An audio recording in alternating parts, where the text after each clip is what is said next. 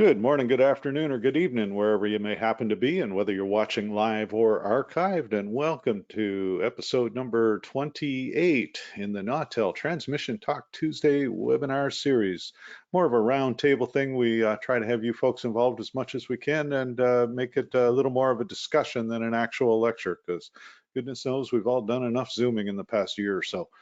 I've got a couple of good friends and guests here today. We've got our mad scientist and customer service tech, Alex Hartman from St. Cloud, Minnesota with us. Alex, welcome and thanks for coming along. Thanks. And so the disadvantage of being my friend when I haul you into one of these things is I'm going to troll your Facebook looking for the pictures that we use. And this, I may or may not have used one that my sister posted to me a while back, but I think your daughters must have got you up to that one at some point. Yeah. I'm not judging what you do in your own time's up to you, but. You roll with the punches as being a dad of two little girls. There you go. And also with us today from the other end of the country, this end of the country, the right coast, if you will, we've got the Director of Engineering for Rhode Island Public Radio, the Public's radio, Mr. Aaron Reed. Aaron, welcome. Oh, sorry, Jeff Welton version 2. Hey, blame Alex for that one. That was his brilliant idea. I've still got that shirt kicking around somewhere. So do I, today, and I got to run another set. So maintenance stuff first. We'll do the housekeeping, get that out of the way. And Aaron, thanks very much for taking some time to be with us today, because I say Aaron in the past has been both a general manager and an engineer, so he can speak literally out of both sides of his mouth. I don't know if that's really that's a poor way of putting that. But accurate. So the house. Very good. We do try to make this as interactive as possible. So absolutely, if you've got any questions, comments, criticisms, concerns, or you just want to make fun of Alex's profile picture, type the words into the little question box there. When you hit enter, I'll see it. If it's relevant, I'll bring it into the conversation. I don't know about the Inigo Montoya reference, Jerry, but thanks very much. I appreciate that.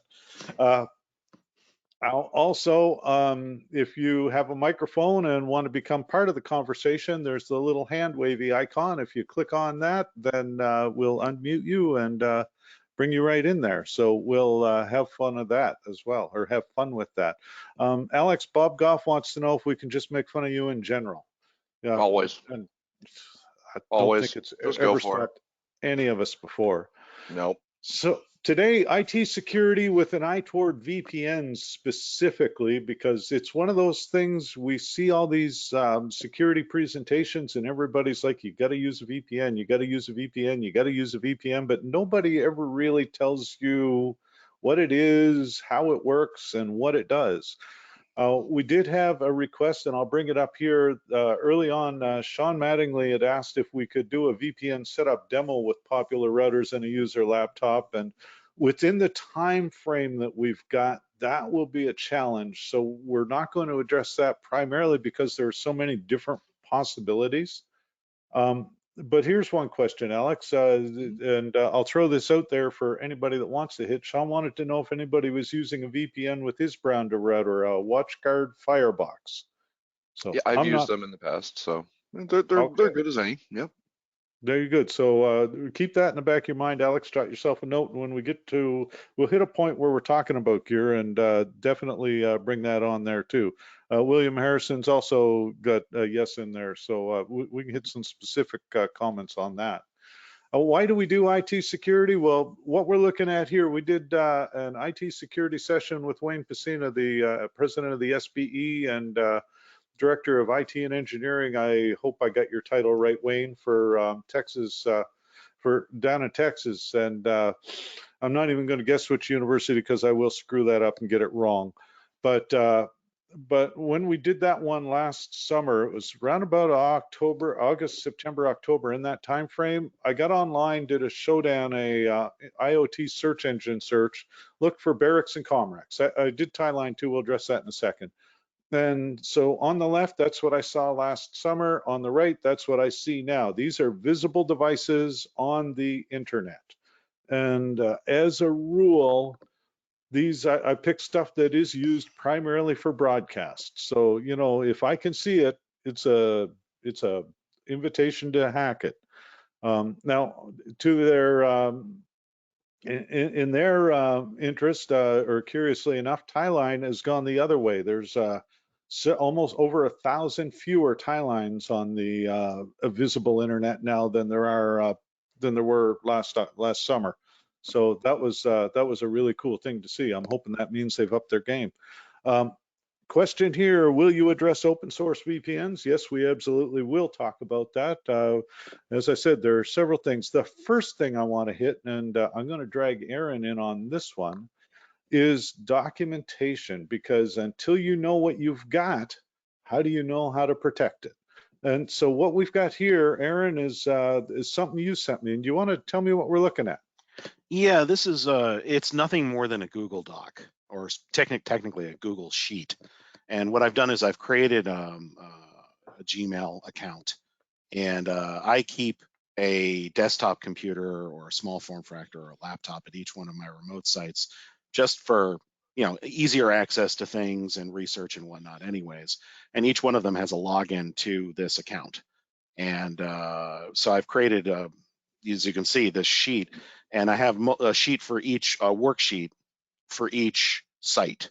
And each site has all the IP addresses locally, whatever external IP address or port is assigned to it, usernames, passwords. Oh, by the way, there is two-factor authentication on this account, so it's a little harder to hack, at least, because there's a lot of sensitive information in there.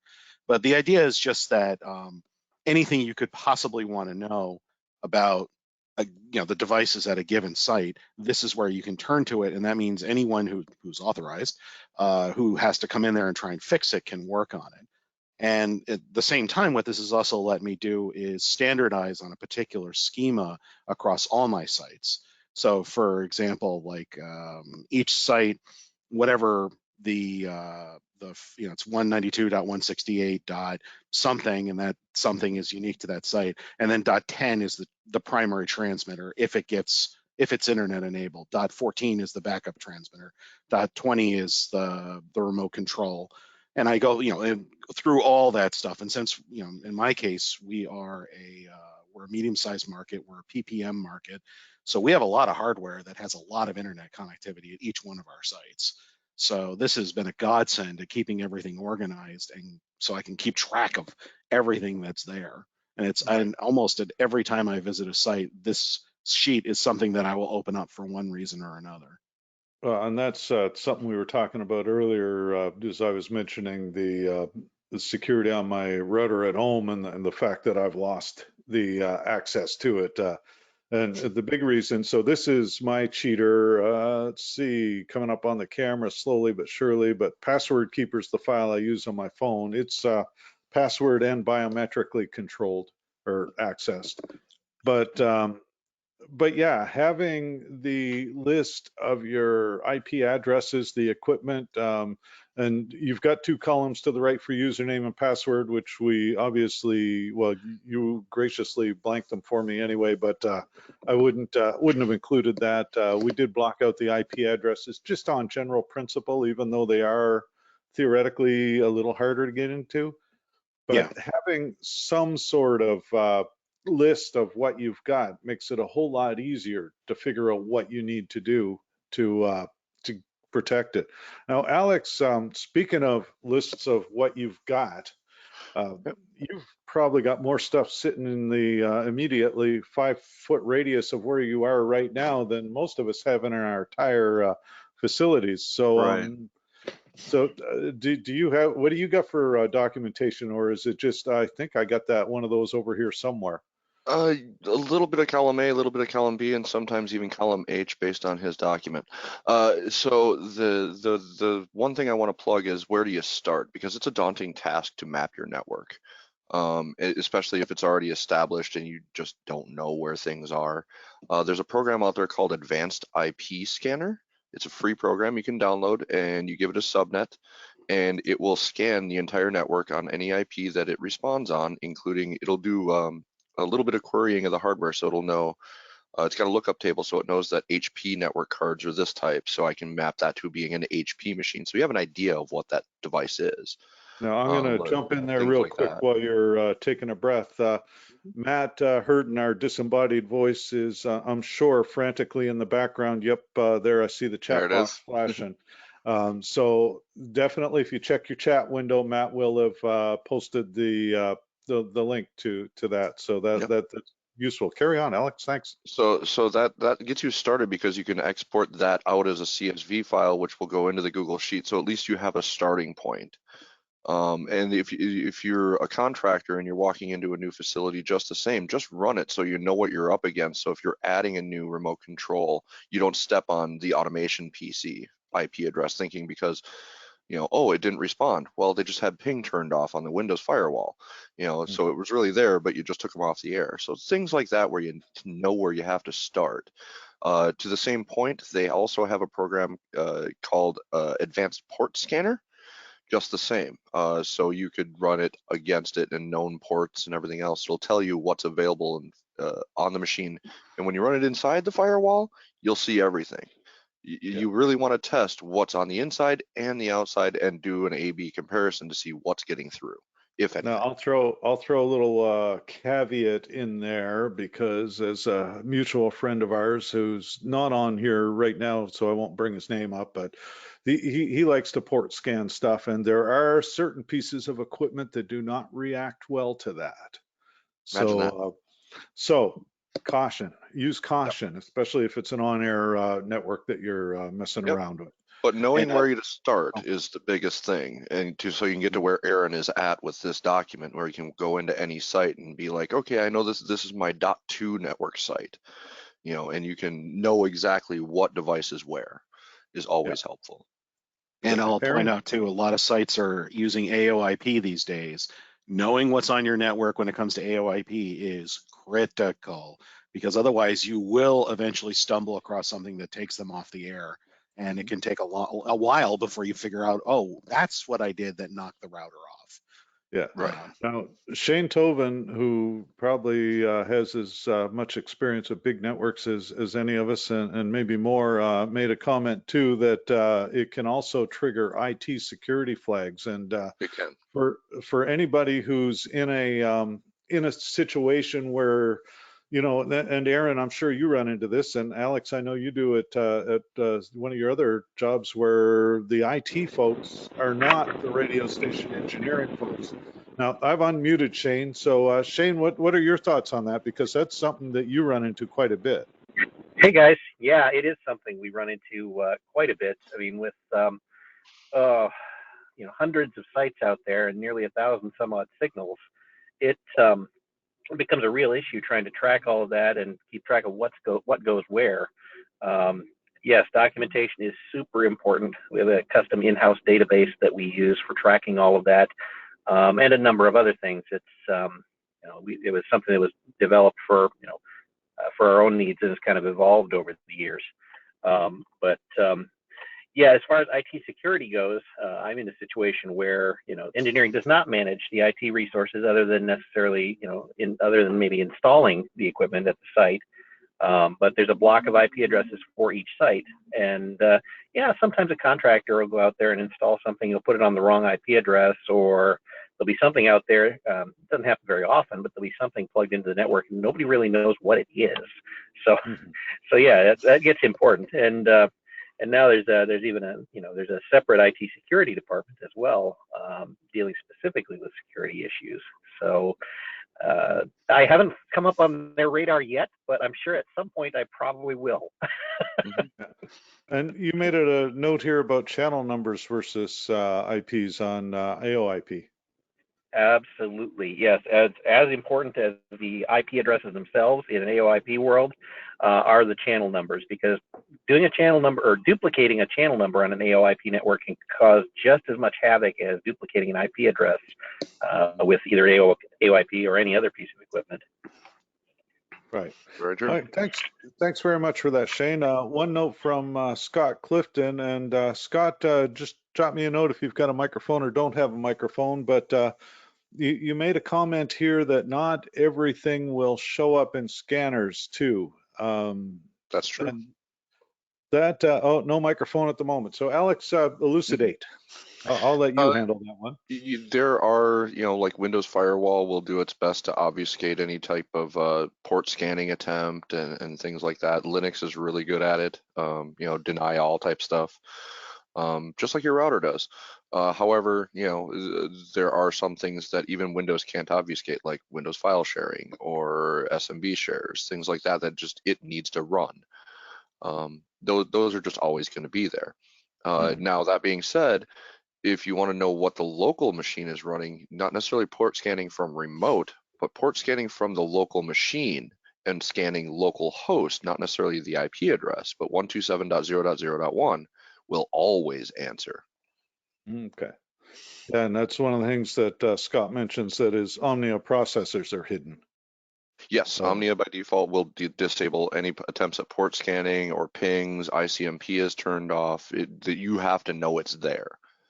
So like I said, getting the documentation started and then filling in the blanks is where you have to start with this to get to something like what Aaron has here. Right. So that almost comes back to having both the IP list plus an actual physical inventory list, so you can find the things that don't show up on the port scan. Right. It's not visible in the screenshot, but I actually have a place that says, where is this? Location 1, general address, location 2, where is it in that building? That's a cool idea. And Shane made a point here about keeping the documentation up to date is equally critical. And that brings me to line 10 on your sheet there, Aaron. You've got a Tello SIP stream with a line through it. Yeah, that used to be on that one connection because it was the most reliable connection we had. We have since added not one but two additional ISPs to our office network, both of which are quite reliable. So what I've actually ended up doing is moving it back behind the firewall. It's a little safer there anyways. But I keep that there just in case I ever want to move it back. I mean, generally speaking, you might wonder, well, why would I ever want to move something outside the firewall? And there are times. There are times. The number one reason why I often have stuff that bypasses my firewall at a lot of my sites is because the firewall can crash too. And sometimes the firewall needs a reboot, and sometimes our firmware update, and I don't necessarily want to go off the air because everything's flowing through that firewall. Yeah, and I mean, over and above that, there are times, and we've run into it on occasion, where we may need to get into a transmitter and the firewall, now with Phone Home, we can usually drill through most firewalls, but sometimes being able to go around it is useful. Marco Ridi makes a really good point here about putting labels on the equipment with the static IP address. And y'all remember that we got talking about tips and tricks and maintenance and various other things over the last year. And one of the things that I fell in love with was my wife's new P-Touch label maker. And I think we've got practically everything upstairs labeled. I'm not 100% sure, but I think I saw something walk by that had a label on it that said dog. Could be wrong about that. But absolutely, stuff like putting the serial numbers on the front of the box because it's always hidden on the back where you can't get to necessarily, or where it's harder to see when you're on the phone. And yeah, put the IP address up there. So one of the problems I run into there is that IP addresses can change very easily, very quickly, and the last thing anybody does is get the P-Touch out and update that label. So what I've done is for the university, and it's actually a practice the university preaches, is that don't put the IP address on the machine, put its your asset tag number there, and use that asset tag to track it in your document. And that helps you reference it back and forth, because I mean, everybody's got, I can pull up those documents right here just fine. So when you're walking around a building, hey, that's machine 3145, what does that cross reference to? Oh, that's on my Axia VLAN, or that's my remote control machine, or whatever. It will tell you everything there, because the last thing people will remember to do, especially on a PC sitting in a rack, is go and update the label. Yeah. Now, one other good note on this too that Sean Mattingly put up, thanks for bringing that to, reminding me of that, Sean, is putting IP addresses on equipment can be a little sketchy, because pics do end up on Facebook or social media on a fairly regular basis. Not so much a So concern with like the RFC 1918 IP addresses. I mean, how many 10.10.10.10s can the world can handle? But if you do have public IP addresses like universities who have mhm, IP addresses for days, and dorm rooms get public IP addresses, yeah. you know, things like that. If you're in a setting like that where you're walking through a data center and people are taking pictures of your really cool data center, and you have the Mhm. IP address sitting there on the core router, probably That's not a the best problem. idea. Yeah. Yeah, and I mean, I ran into a site about a year and a half ago now, I guess, and they had the IP address, the MAC address, and everything, but they had it on the inside of the front panel, so you did Hmm. have to open the door to see it, and it was all where they could get to it fairly quickly. Right. Yeah, Sean made a point that the sports guys accidentally post pics of their tie lines with the IP stickers on them. So Where they are and definitely. where they're going. Yep. And definitely that's the sort of thing that you do, again, from a security aspect, want to pay some attention to. Now, getting back to the VPNs, there are, and this is why Sean, we didn't do an actual demo. There's as many options for VPN as there are people to install them, it seems. Hmm. Now, Aaron, you guys are, and Aaron, in his defense, he said, "I don't know if I'm going to be." And it's like, dude, you're the guy because you're coming at it with more knowledge than me, less knowledge than Alex. So our job is to put this stuff in English. But you've done a fairly healthy VPN install with some equipment that Alex is probably going to poo-poo a little later. And so how do you make the determination exactly what you do? I mean, obviously it's budget versus, well, what do they say? Good, fast, cheap, pick two. Mhm. Well, we have a two-tiered system. One is the remote sites. I ended up, for a variety of reasons, yes, price was part of it, but mostly it was functionality and familiarity. I ended up getting a bunch of TP-Link of their little, what are they, the R600 VPN gateway routers. Um, they're small, they're cheap, they generally work. Like most TP-Link, the documentation is garbage. So if you don't know what you're doing, you're going to get into trouble quick. But if you do, and I know just enough to make them work, yeah, they generally get the job done pretty nicely. And I mentioned earlier, I'm a big fan of having, desktops, laptops, what have you, at each site. One of the things I do is I set up some form of VNC so that I can access these things remotely, and it makes remote diagnostics a lot easier. And as you probably know, there's only, as far as I know, there's only one flavor of VNC that natively supports encryption, and that's Ultra VNC. And that means it's the only one that lets you do a password of more than 8 characters too. And 8 characters doesn't cut it when it comes to security. No. So I use Ultra VNC for desktop connections, but there's no mobile app for Ultra VNC. There's just regular VNC. So that's where the Mhm. VPN started coming in. Okay. And and that's one of the reasons why I picked the TP-Link, was because after testing on one of them, I found that it worked quite well, and it wasn't too hard to set up once I found the right documentation for it. Mhm. And the biggest problem I run into on those things is that they they claim that they are gigabit routers, but like you say in your slide here, they're not delivering anything anywhere near a gigabit performance over that VPN. Okay. It just doesn't have the horsepower to do it. In Right. my case, that's fine because I'm not using it for terribly data intensive things, and it's just me connecting to it, or maybe one of my contract engineers. But obviously, that wouldn't cut the mustard for like an office VPN, which was real important for us when we redid our entire network at the office in December of 2019. Well, guess what happened 3 months after that, and all of a sudden everyone's working from home. We were Mhm. lucky. We have a third-party IT firm that we contracted to do it all for us, and they said, "Hey, we'll set up and maintain this Barracuda VPN for you. It's pretty good." I'm like, "Okay, you guys seem to know what you're doing, and you can handle it." And it's actually been a godsend. It's not perfect. I've noticed that the Barracuda software client for actually connecting to it can be a little flaky at times, but for the most part, it usually, 9 times out of 10, it connects with no muss, no fuss. and it just works, and the throughput is excellent. In fact, actually, I realized halfway through this seminar that I am actually connected to the VPN right now, and I'd forgotten I was, and nothing I do is even hiccuped on it. And according to the guys running it, they said that it should be able to handle at least 200 connections at once. I think that's a bit hyperbole, but considering we're only a 20-person company, that's a lot nice.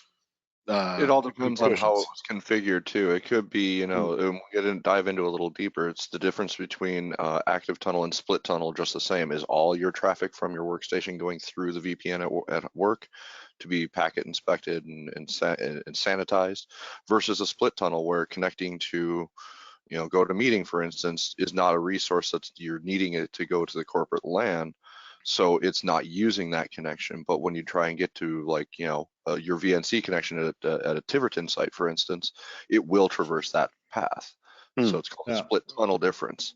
Now, the caveat to that, and we experience it at Nautel, is that with split tunneling, you do run into potential security implications where somebody on an unsecured connection who's also connected to the VPN can open the door between the two, and Yes. that can be risky.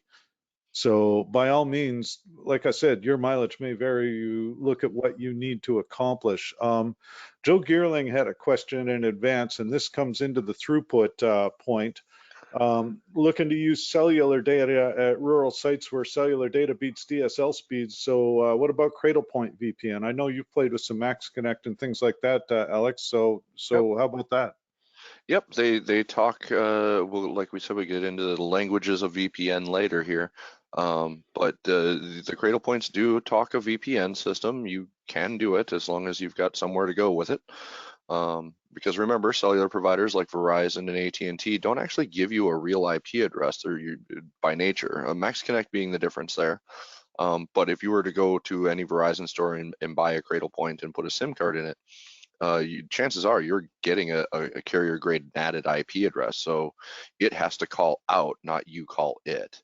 So, but remember, those cellular networks also are bursty. They're made for a lot of bandwidth in a short amount of time, not a constant data stream. Again, that's why Max Connect says, hey, it may not be the fastest thing, but it's reliable, because they've throttled it down to make sure it stays there. Well, they've also got QoS over and above consumer grade. So in that realm, even in a business grade, like a Verizon account or an AT&T or a T-Mobile, those accounts are still, the difference between a business account and a personal account at the cellular level is who answers the phone and what phone number you get when you have a problem. You're treated just the same, and your bill's twice as much when you're a business account. But only twice? Only twice, yeah, unless you need a static IP, and then it's 10 times. But the point is you have to be able to do so, and if the data you're transferring, whether it be like an STL over the cellular network, where, like I said, Max Connect has that QoS, slow and steady wins the race kind of thing, versus a regular system, is going to be bursty. So it'll transfer, as Shane posted a picture on Facebook the other day showing you had 1.3 gigabits through his cell phone because he found one of the 5G Ultra towers. I'm like, cool, but that only works. That only gets you to your data cap that much faster. How fast do you want to hit the brick wall? Now, Joe, I've unmuted you. Joe is here today too, by the way. If you've got a microphone, feel free to open it up. You'll have to unmute yourself. And if Alex missed anything, or if there's any more you want to elaborate on that, that's kind of an interesting discussion. Side note, while we wait on that, so one quick question from the less informed: what exactly is a Cradlepoint? Cradlepoint is a simple cell phone router. It can do a single network or dual networks, or even I've seen 16 network Cradlepoints for the enterprise, where you could throw 16 SIM cards into a router and shotgun the data connections into a single stream. Typical standard Cradlepoints are dual SIM for failover kind of things, not necessarily shotgunning the bandwidth. So if one provider goes down for any reason, tower maintenance, whatever, or they have network issues, it'll switch over to the other one seamlessly. And it's no different than your cable modem or DSL modem or even your fiber interconnect in respect to the fact that it's just a router. So it's sort of like tethering your cell phone to your laptop without actually requiring the cell phone part. Right. And to be They're- clear, Cradlepoint is just, it's a brand name. So Yes, Cradlepoint is a brand name. yeah, but it's kind of become so ubiquitous at this point. I'll It's sort of plug like Josh saying since I have one sitting here. oh, yeah, it's sort of like saying Xerox for copies. I mean, Yeah, they're they're one of the ubiquitous. first and they're one of the biggest. And So these ones also have the ability of using a landline backup connection because it has a WAN port. So if you have a DSL line, you can Mhm. use that as the failover just the same as the cellular network. This one in particular has Wi-Fi as well built into it. Okay. Yeah, and Joe says he's mainly using it so he can hit barracks, et cetera, and Raspberry Pi that talks to other equipment because and he's not able to open his mic. Now, one other comment here. Scott had also mentioned that, let me scroll back up. So over VNC or TeamViewer, he uses Splashtop. Anybody get any familiar with that? Yep, works fine. Unless it works fine until you start doing things that require fast moving images, such as like audio processors with a bunch of meters on the screen and stuff like that. That Right. can choke it down a little bit because realize that a remote desktop connection of that sort is a bunch of JPEG images being sent to you really, really fast. That's all Right, it is. but for security and versatility on phone and tablet apps, that would be Yes, it does. It is a third-party service. It is a subscription system. You have a limit of how many machines you can log in, how many people can log in at once, so on and so forth. Not unlike TeamViewer, a lot more affordable, I've found. But you know, you have to authenticate each machine, and once you get into the account that has your list of machines, each individual machine has a password if you set it up that way. It's a very nice system. I do have a client who does use that, but the mobile side is a little bit left to be desired, I find. A lot of mobile apps that don't translate well. One of those is remote desktop systems. If you have a tablet, great. Phone, it's hard. Right. But the Splashtop is another good option for remote desktops. However, remember that it is a third-party agent. You are beholden to that third-party service just the same. If they have server maintenance, you go down just as much as they do, or the next guy. So things to consider, and Splashtop being an enterprise kind of company, they do have the redundancy built into there. So if they do server maintenance, they're not going to take everybody offline. Otherwise, that's how they kill their business. So you know they're a little bit more careful of that. But we're in the era of data breaches, and you're entrusting your entire network to the third party at this point. Your passwords, commonly used passwords, those are all stored on their database. So that's, and same old. I mean, even with two-factor authentication, cloud-based stuff, it's a double-edged sword. I mean, you're trading convenience for risk always. Now, speaking of convenience, and Alex, not to ignore Aaron, but I know this one is right up your alley. Anybody used Starlink for a remote site yet? How's it look? Because I know you've got one. I'm using it right now. I've had it for a couple of months. Actually, I have, as we dive further into the seminar, if we get there, we're already half past the hour, wow. My home router, because I do a lot of testing for Nautel, again, my mad scientist title, I have 5 internet connections that come into my house, 2 cable modems from different providers, a wireless internet provider, Max Connect, and Starlink. So I run pfSense, which is a Linux-based firewall system, but it's also virtualized into VMware because I do a lot of things with that machine. So I run a virtualized firewall appliance routing system. So, but I've also been dealing with Linux for 25 years. I know that stuff inside and out. Pretty common for me.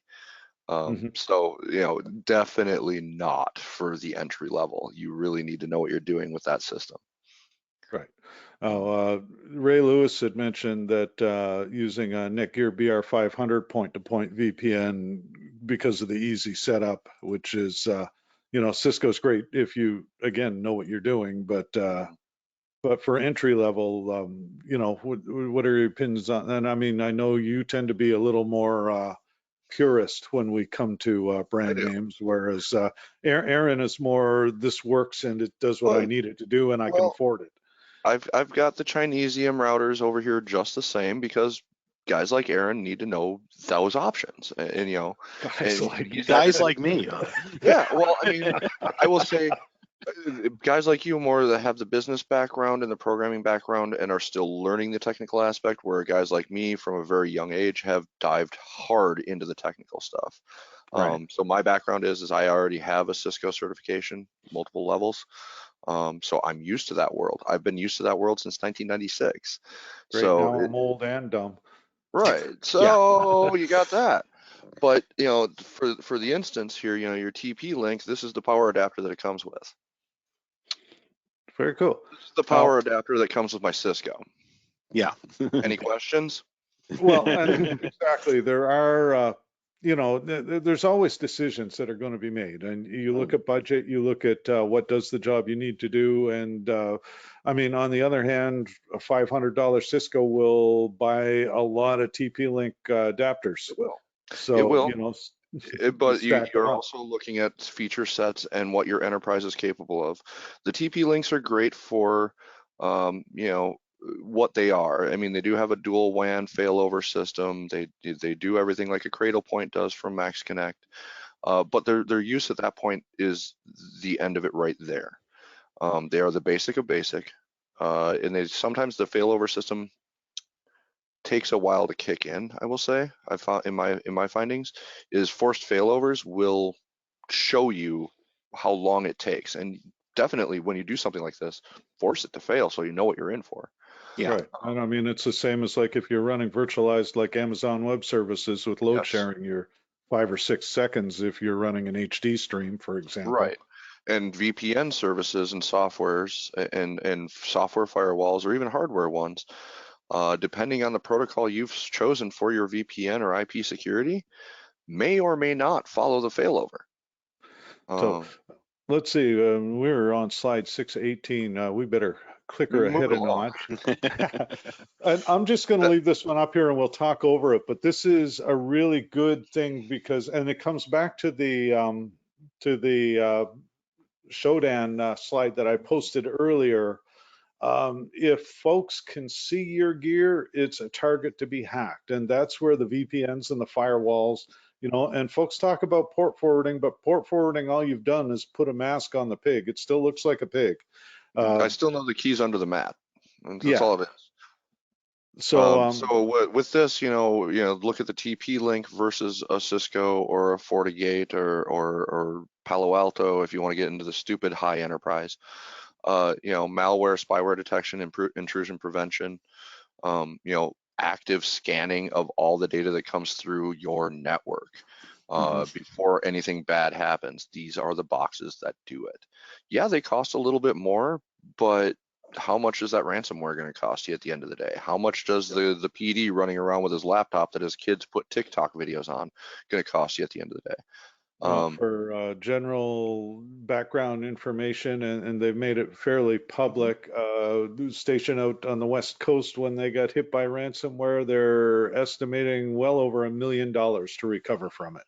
Right, and a good entry level firewall with intrusion prevention, which is a FortiGate, a 100F can be had for about $2,000 with Yeah. a subscription service for about $1,000 a year to make sure it's current to Mhm. prevent all of this. Yeah. Or I should say, it can't eliminate the human factor, but it can certainly try to automate the computer factor. Right. Now, and earlier we were talking about encryption, and Ira had written down that using ShrewSoft to VPN to the nationwide WAN's data center to gain access to all of subnets in the local cluster, including 6 gig IP radio networks to the towers. But due to the long path when logging into some of his gear, the user interface for that gear takes forever to load, and local in-house access is 10 times faster. So he figures probably that encryption is the major contributor. And again, Right. it's something that you do need to consider. It's not just going to come down to the bandwidth of your pipe, so to speak. Right. Yeah. This goes back to step one: size appropriately. Know what you're Right. in for. Now, Aaron, and again, you're running pretty much a whole network over VPN, so and that's not something you've really run into a whole lot at this point, is it? What hackers getting into it, you mean, or? No, things being slow. No, not really. But also, again, this ties right back to what Alex just said. It's about knowing what you're getting and working within its limitations. I mean, I would never think of putting a VPN, I'm sorry, a TP link like I've put out of my transmitter sites for our home office, trying to support 20 to 30 users. I mean, it would just barf. It would never be able to handle that many VPN connections, and everyone would slow to a crawl. It probably wouldn't even be able to handle normal everyday internet traffic. Right. And that's why we paid for, I mean, I'm reasonably knowledgeable about some IT stuff. I mean, I'm light years behind Alex, obviously, but Alex is light years ahead of everybody. So that's why we paid for an IT firm to come in, not just because they know this stuff a lot better than I do, but also because they can support it going forward. And they said, they listed out exactly what they wanted to buy and how they want to do it and why they want to do it. And I said, well, okay, some of this stuff I know is because you're getting certain contracts that are more profitable to you, but you know what? I understand that, and I see this hardware and I know what it's capable of, and I'm okay with that. If that's the deal I have to cut in order to get the overall benefit, fine, I can live with it. Right. And that goes down to, know your limitations. Are you willing to sit and learn and take a Cisco course or watch 3 years of YouTube videos to learn how to configure an ASA firewall or the new Firepower series or the FortiGates or any of the sort? Or do you hire it out? Because you know what you're capable of, or what your limitations are, and those IT experts come in and stare at your networking and just pick it apart like Swiss cheese and say, yeah, we really have a lot of work to do here. Or you've done a reasonably good job and you're just looking to enhance that security. Just the same, that is worth its weight in gold to have that phone number, just to say something's wrong, let this other guy who's more experienced in dealing with it deal with it. And I'm sometimes one just guy. having another set of eyes. Yeah. Right. I'm And we're one guy person. doing all engineering for our whole site. We have 5 offsite transmitters, 3 remote bureaus. We now have a whole bunch of people working from home, and I handle all the engineering and I don't handle all the IT anymore. I mean, it's like, yeah, we desperately needed someone else so that I could hire, and that's been worth every penny that we spent on that. Right. And again, it goes back to, you may not be the most profitable customer that they have, so you may be waiting in line for, hey, I need to turn up a new site. Well, okay, we'll get to that Tuesday. Yeah. And that's something that Shane, that kind of links to something that Shane mentioned. And Shane, I've unmuted you again. But if you've got a corporate IT department, often they'll determine what you use. And I know we run into this at Nautel. And remember, I've been here, well, there are days when I think they built a place around me, but I'm not really that long. But 30 years. So when I started 30 years ago, our entire network was a PC 8086 and an 8088 connected with a piece of coax, both running Lantastic. And that was the corporate network 30 years ago. Ran through the bed for breakfast. I may have just dated myself just a little bit, but I mean, I grew up through the Nautel network and the early Microsoft networks and then NT and all that great stuff. And at that point, it kind of morphed out of my hands, thank goodness, because I'm not what you call a wizard at this stuff. But I've always been kind of used to doing my own thing. And now we've got an actual IT department with policies, and you will use this and you won't use that, and no, you cannot download that or go to that particular. And it's like, it's sometimes you've got to learn to work with them. And so Shane, tell me about your experience there, because you've sort of made that same growth path over the years. Oh, absolutely. Hang on. Can you guys hear me okay? Yep. Yeah. Okay, great. So I've actually been in that situation like twice now with, I guess maybe even 3 times now with where you have a corporate IT department. Yet as a broadcaster and a broadcast engineer, you're like, well, wait a second. What do you mean I can't do X, Y, and Z or this and that? What it really comes down to is building those relationships. And I know it's tough. I know broadcast engineers aren't always the most warm and fuzzy kind of guys, but then again, neither are IT guys a lot of times. So, I mean, you actually probably have a lot more in common than you think. And then you've but got Alex, who's both. There you go. It's a struggle. It's a daily struggle, man. I tell you. But make friends with those guys. Seriously, if you have a corporate IT department, talk to them. I mean, go beyond the help desk if you have to, because oftentimes, a help desk is just they're there to take your call, but they're not the ones actually a lot of times, making those decisions and doing those things. Find out who it is or who you need to talk to. because once you get them in your pocket and once they're on board with what you need to do, once they understand it, they can help you out a whole lot better than hours and hours of Googling and poking away and buying maybe the wrong set of hardware to do what you want to do, and then finding out they won't really support it anyway. So if you have if you have the resources and have the department there, and they can provide you with a supportable solution that you don't have to worry about. I mean, I'm quite frankly glad that I don't have to worry about supporting an entire network and a bunch of Windows desktops and making all of these network connections, because we already there are people in place who do that. And as much as I want to kind of have my hands on and go, but they're like, nope, here's your IP block for that site. There you go. And we've done the things like standardize on a particular octet for each piece of equipment and all that fun stuff. But yeah, so don't be afraid of the corporate IT guys. Make them your friends. Well, and it comes down to a level of compromise too. Like, get to know them, foster those relationships with those IT guys, because they're going to be adversarial just the same as you are the first day you step foot toe to toe. They're going to look at it and say that satellite receiver has a hard drive in it, and that's a computer, and that's in my purview, so turn it off. Yep. Show of hands of how many people have had that happen. But exactly. So get to know them and explain your position. Don't jump right to, well, that's not how I do it. Like, a lot of automation systems in broadcast can't log into a domain. As such, cannot be forced into the WSUS update program, where if you were to do their update schedule at 3 in the morning, you're getting the phone call because you just went off the air because Windows Updates is running. You can't afford that. So you have to do these things and make them understand, okay, fine, we need to do this. I get that. I will do it, and I will put it on my schedule of when I can turn up my backup machine that I've already pre-patched, put that to the air, and patch my main and bring them back together. But I cannot have it do it on your schedule. And that ties into, sorry, not to interrupt, Shane, but that does tie into the need for backups, both for data and hardware. Mm-hmm. And one of the things that Elaine had asked, like, how do you manage data backups so that you've got something that you can actually recover from a ransomware situation? And so two things to think about here, and I'll throw this one in here because I've played with this quite a bit over the past few years.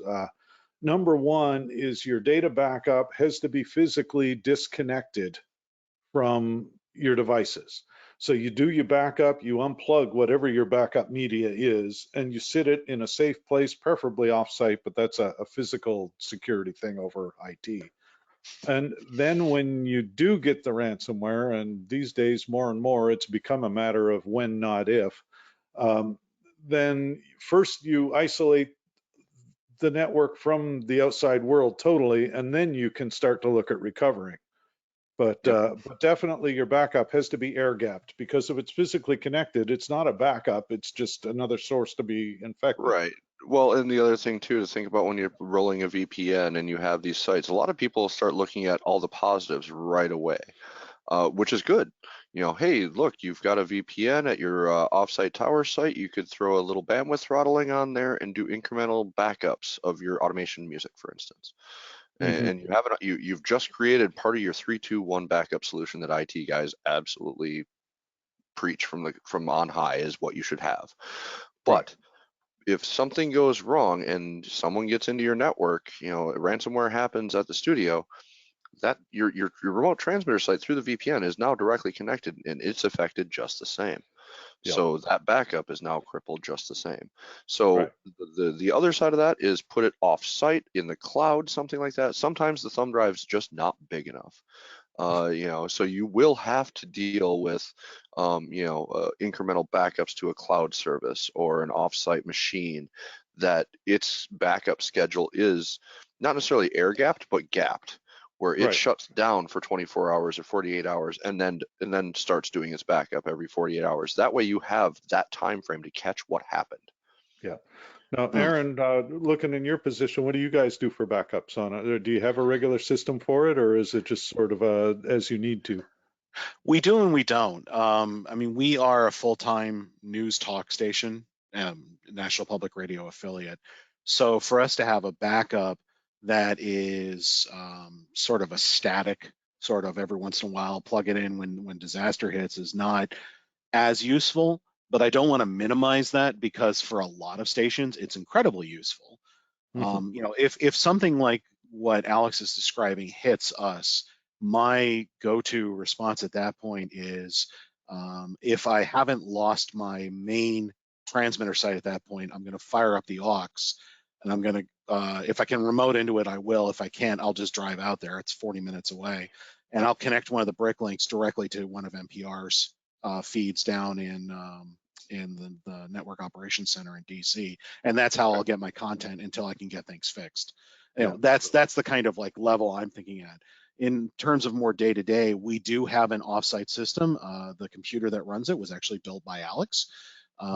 It lives. We have the unfortunate situation of where our satellite downlink is not co-located with our studios.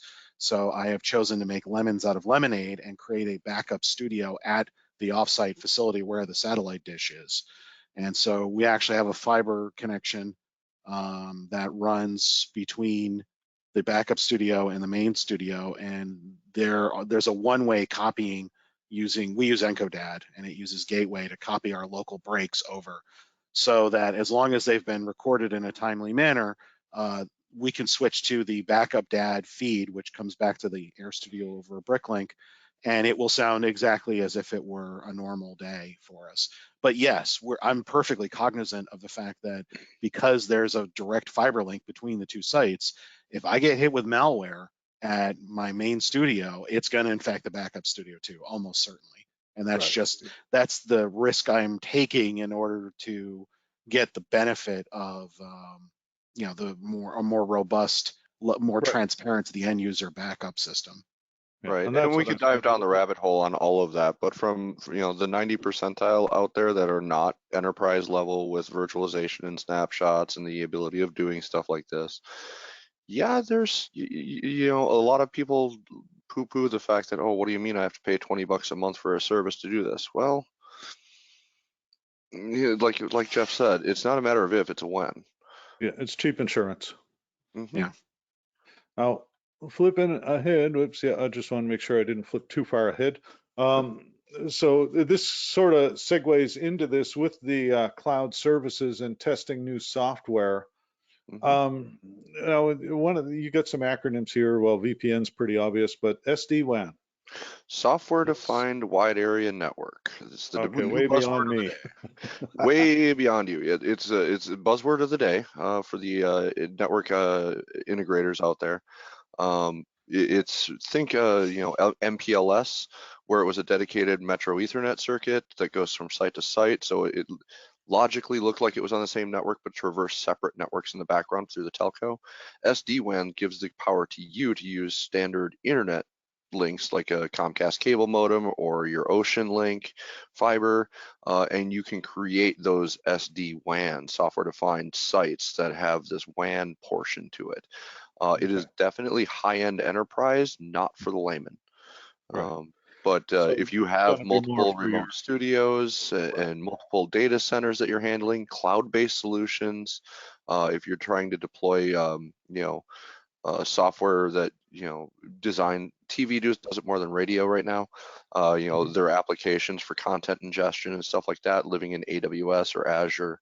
The SD-WAN portion is much more imperative at that point. Good. Now, Charles Spivey made a good psychological suggestion for dealing with corporate or university IT. Don't give them the solution, at least not at first.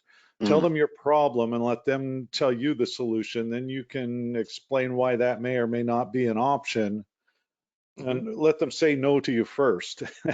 Right. Then Well, I mean, the one thing the hard lesson I've always had to learn in my life, because I was that guy who went right to it and said wrong, you know, was my usual answer. And now I'll tell you a little secret. If I say, that's interesting, let me think about that, means no. Yep. Yeah, I'll think about that. I'll get back to you the 12th of never. Swag is your friend when dealing with the IT department. Dunkin' Donuts. We all live on t-shirts too, so. Yeah, no, I say Dunkin' Donuts all the way. Or Timmy's. let's see. Another point about IT guys, they do have real things put on them that they must enforce, such as PCI compliance. Yeah, that's Shane bringing this up. Yep, So do PCI be compliance mindful of. is an issue. Yep. Well, and that's one of the things. So talking to it, just bringing it home, sales guy here, we write quotes. Our quotes have banking information, so you can send us money because we like it when you send us money. Funny how businesses work like that. However, if I use the word credit card in an email, like we do accept some credit cards, because the banking information is in the attached quote, the PCI software in our firewall will block my email 100% of the time. Mm-hmm. So it is something you'll learn to work around because, but it's a challenge they have to deal with. Even the word password in an email now gets flagged by firewalls because it assumes if password is followed by something without a period, comma, or anything else, punctuation mark, it assumes that's the password and it will block your email just the same. Yep. Even Microsoft Teams has gone so far as to not let you send that message. Right. So we're going to start high speeding this because we are about halfway through the discussion. But real quickly, I wanted to talk about testing new softwares too. Never, ever, ever put it on your production network because you don't know what you're in for. Yeah. You know, set up a lab machine. You know, computers have gotten so ubiquitously cheap. I mean, on eBay, I can go buy a nice server for a couple $100, put it on the P card, beg forgiveness later. You know, if you're going to look at an automation swap or new traffic software, do not use the traffic girl as the guinea pig. You are. Yeah. Or deploy it into AWS. If it's just a few bucks, you want to try out a couple pieces of software, do not put it on. You don't trust it. Intrinsically, do not trust it until you know it. Well, and you don't dump anybody on anything new until they've had at least a little familiarization period. You must be new to this industry. Sorry, I don't know where I was.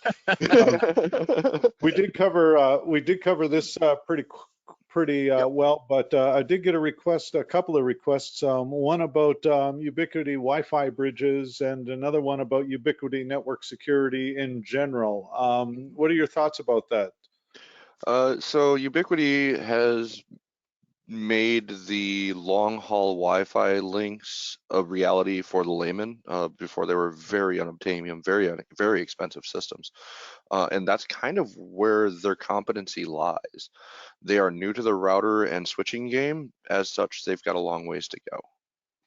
I would not put Ubiquity's routing and switching equipment on an enterprise network yet today. Without something ahead of it. Without something else waiting in the wings, because it's just too problematic still. Yeah, and that's they're one doing of a the lot of things. firmware updating on the fly still. Yeah, the customer is the beta tester in that respect.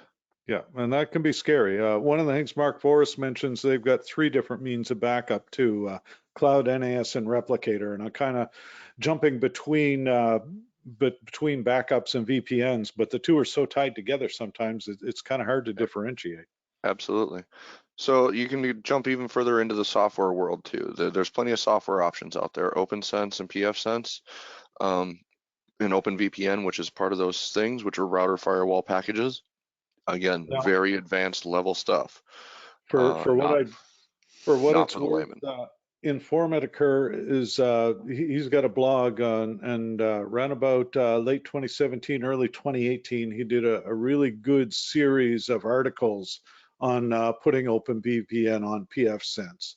And he's, like you said, he's very clear about it in the beginning. If you are not VPN savvy, it's not for the faint of heart. Let's put it that way.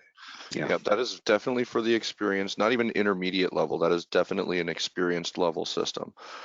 You have to know it. Again, this goes back to test it before you deploy it. Use yourself as the guinea pig. Make your wife and kids hate you because you turned off Netflix and their favorite game. Do it at home. Do not do this stuff. If you want to learn how it works, great, more power to you. It's extremely powerful. As such, with great power comes great responsibility, as they say. So those are really nice systems, but they are definitely not for the faint of heart. I mean, Cisco looks easy in comparison.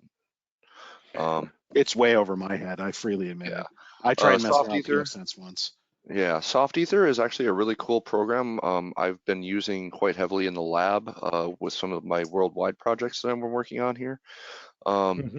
because it's software, so I could throw it on an HD multicast, or I can throw it on a server or something like that, and then I can have those two servers instantly talk to each other and transfer files through IP Right. addresses, data streams, so on and so forth. Risk with that is it's software based. It's got to go on the server, which means you're already letting people into your network. Yeah. So it's already gone past the edge. So be aware of that. Right. ExpressVPN, NordVPN, PIA, VPN services that you see all over nowadays. Those are more for the home user and ubiquitous with obfuscation of where you are, whether you want to watch, Canadian Netflix, which by the way, they actually do have some pretty good shows, uh, versus, or, Norwegian Netflix or whatever, or if you want to go poke around and find out what the dark web is all about. Uh, Hmm. as a gray hat person who has to know how the security works, you have to know that the best bank hires the burglar to secure the place, right? Yeah. So you have to know what you're in for. So you have to go into that world. So yes, I have, an Onion browser with Tor, but I use it through a VPN that uses it through a VPN that uses it through a VPN. Hmm. It's 5 layers removed before I actually touch the dark web. But you have Right. to know those things to get there. Those are Yeah. only designed for that individual workstation you are willing to sacrifice. Because if you go into that world, you are that your machine is theirs. Hmm. You do not want, and that's what these software packages and services are designed for, is that the services are designed for a workstation environment to obfuscate your location or who you are or your identity. They are not designed for site-to-site setups. They are not designed for remote studio setups. They can be adapted to it, but you are at the whim of them. They are not exactly fast, depending on what you pay for. So in this case, if you're going to run your own network, run your own network. Right. Now, one of the things we talk about a lot in security and in general, and just in IT in general, you hear a lot of talk about like layer one switch, layer two switch, layer this, layer that, and he's not with us anymore. But again, Wayne Pacina, the SBE president, had a good copy of the OSI models and the actual layers, and it's just a useful breakdown on letting you know what, like, physical access. If you can't get to the keyboard, it's hard to type a naughty message unless you can access it through the Ethernet switch, so into layer two. Physical access always equals game over. You've lost control. Hmm. Yeah. Oh yeah. No, if somebody can get to your stuff, then it's done. Now, Aaron, over and above that, what do you guys use for different levels of security there? I mean, that's I know that's a really open question, but Yeah. It's Without well, giving away the keys to the kingdom, so to speak. yeah. Well, I mean, like you said about layer one, I mean, that's why I don't have a whole lot of worry about putting labels on my devices with usernames and passwords on them. I mean, we were talking briefly about how if someone, walks through a data center and takes, pictures of it to show off on the company newsletter, well, that's not so good. I don't really have that problem. My way of thinking is that I've already put some effort into making sure that each of my facilities are secured in one way or another physically. So if somebody's already in there, they're either I'm toast or there's somebody that I trust to begin with. So there's that. Um, yeah, I mean, I do have some ports open on some of my firewalls for port forwarding. It's usually things like Comrex, devices for connections. Although I've been gradually moving away from that and using the traversal service more because that gets away from that issue. So I have fewer and fewer things open on the firewall. The fewer holes you can poke in the firewall, the better. right. Absolutely.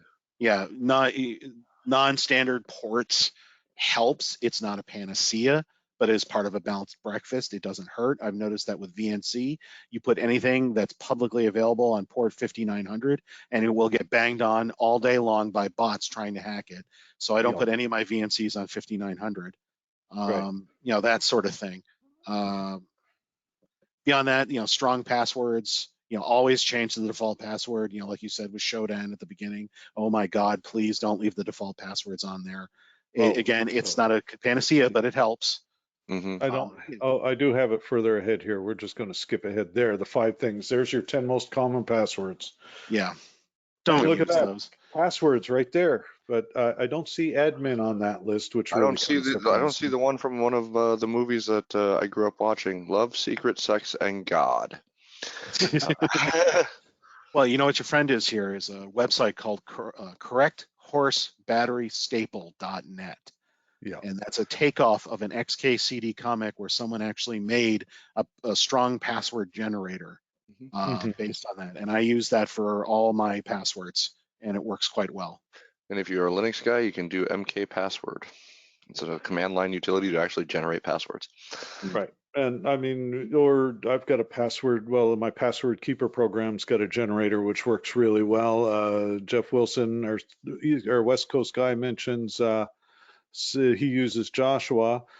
Shane Tobin made a comment that security through obscurity is almost as bad as no security at all. And I bring that up because earlier there had been a question about, I've got so much going on. The question window is scrolling by so fast that I'm just grabbing the highlights as we go. But somebody had asked a question about picking up used firewall hardware, like 3 to 5 year old secondhand stuff. What's your thoughts on that? Yes and no. It's grain of salt factor.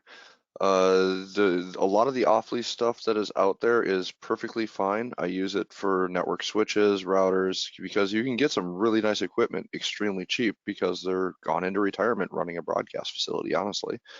But the things that those devices are good at, like intrusion prevention and deep packet inspection or things of those sorts that do require a subscription service, double check with the vendor to see if those items are even supported anymore.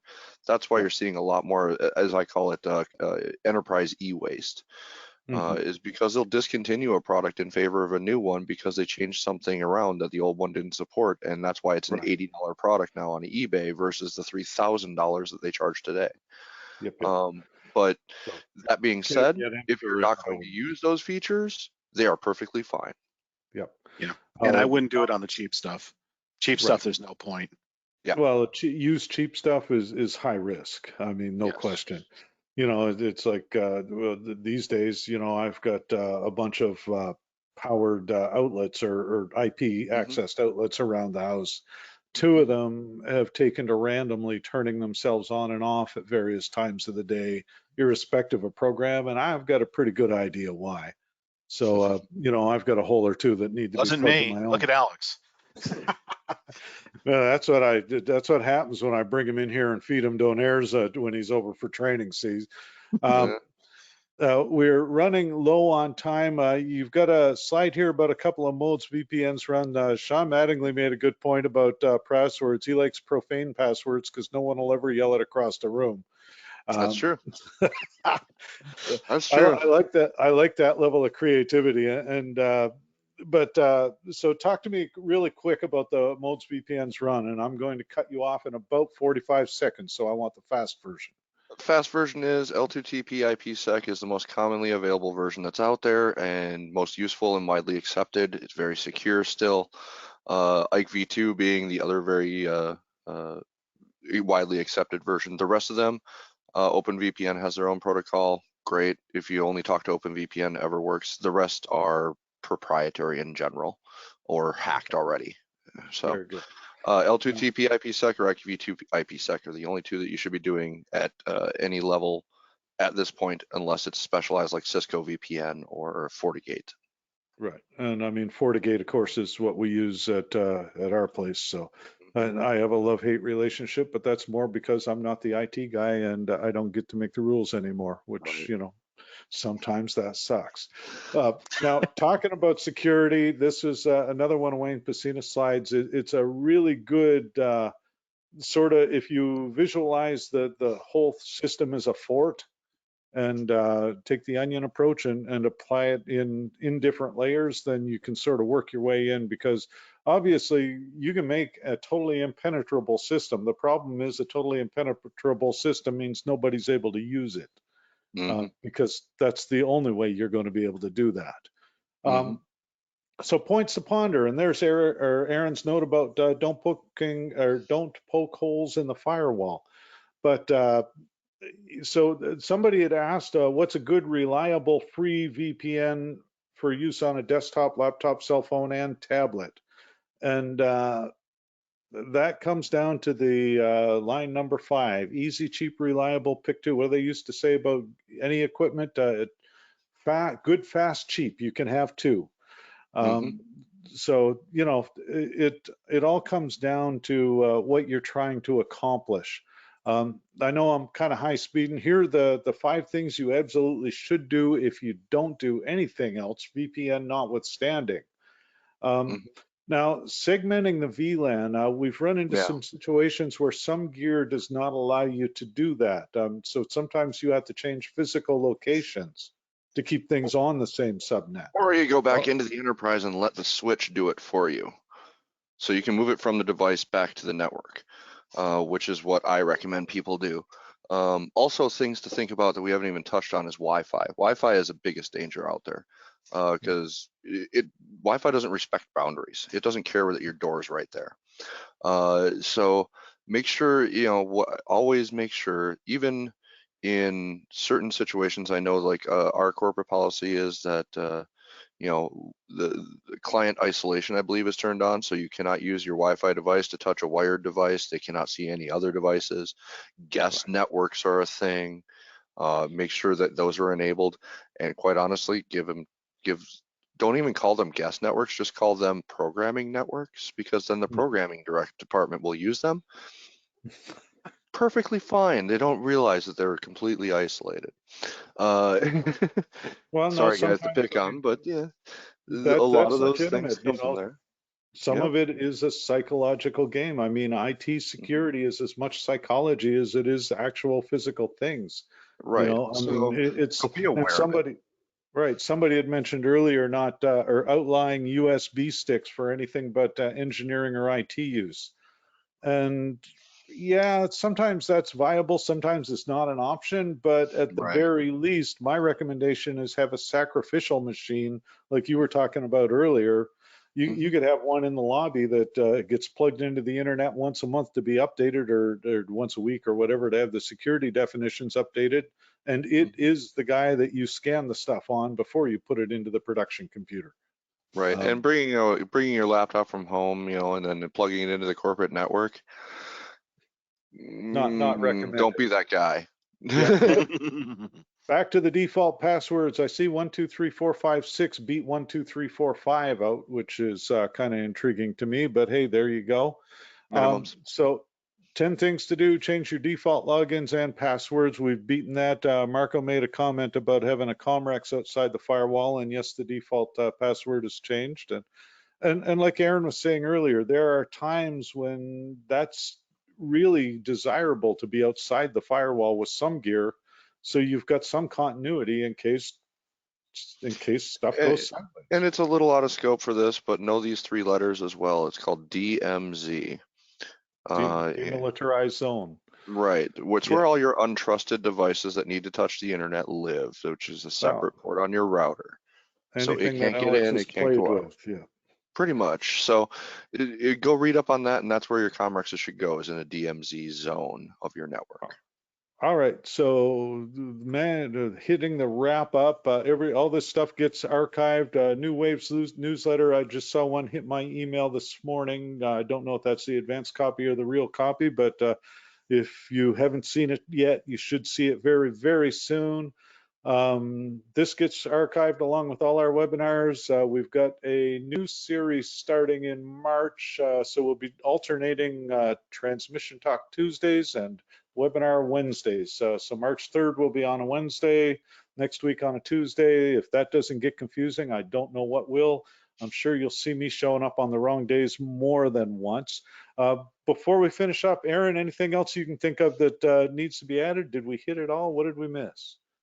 I think we hit everything. The two things I'll just say is that do your best to know what you're getting and what you're getting into, and understand that just because a product says something on the box that it can do something doesn't necessarily mean it actually will.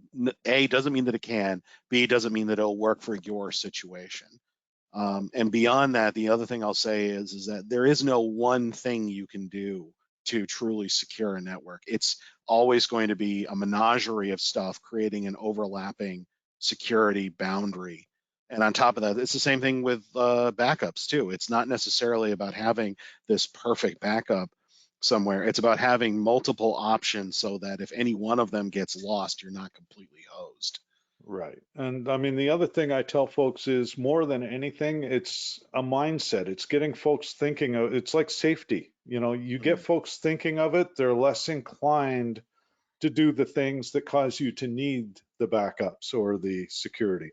Alex, 15 seconds, final thoughts. Backups are only as good as a test. Make sure that they actually work. Ask your automation vendor or your traffic program company or your music program to take their backup and test it. Make sure it actually runs. Same with anything else. You know, you actually try to do a restore on something else. You know, development environment, whatever. One thing I do want to ask is if you guys are more interested in all this networking stuff, we can go deeper and dive. I could write a couple of articles specific to it. I'd just like to hear from you what those topics would be. Yep. So by all means, I mean, Alex, as part of preparing for this, gave me a 3-page thing that could easily turn into a 5 or 10-page article. If there's any interest in it, send me a note, drop Alex a note, tell one of us, carrier pigeon, Facebook, Instagram, whatever it takes. On that note, folks, I want to thank you very, very much. I know we ran almost 20 minutes overtime, and I think just barely scratched the surface, but it's been a real great pleasure. Aaron Reed from Rhode Island, thank you very much for being here. Alex, of course, always been fun and highly entertaining. And on that note, thank you very much, and we'll see you next time.